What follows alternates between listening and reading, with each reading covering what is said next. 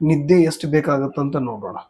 Common ಆಗಿ ಹಾಕ್ತಾನೆ ಹುಟ್ಟಿದಂಥ ಮಗುವಿಗೆ ಅಂದರೆ 0ದಿಂದ 3 ತಿಂಗಳು ಒಳಗಡೆ ಇರುವಂಥ ಮಗು, ಅದಕ್ಕೆ ಎಷ್ಟು ಬೇಕಾಗುತ್ತಪ್ಪ ಅಂದರೆ 16ರಿಂದ 18 ತಾಸು ನಿದ್ದೆ ಬೇಕಾಗುತ್ತೆ.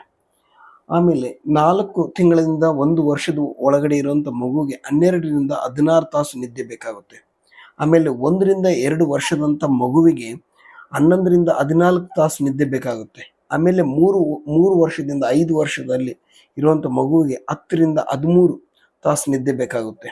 ಆಮೇಲೆ 6ರಿಂದ 12ರವರೆಗೂ ಇರುವಂಥ ಮಗುವಿಗೆ 9ರಿಂದ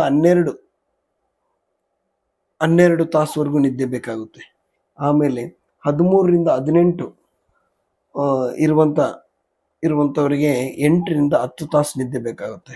ಆಮೇಲೆ 18 ಮೇಲ್ಪಟ್ಟಂಥ ಎಲ್ಲರಿಗೂ ಕಾಮನ್ ಆಗಿ ಒಂದು 7 ಅವರ್ ನಿದ್ದೆ ಬೇಕಾಗುತ್ತೆ.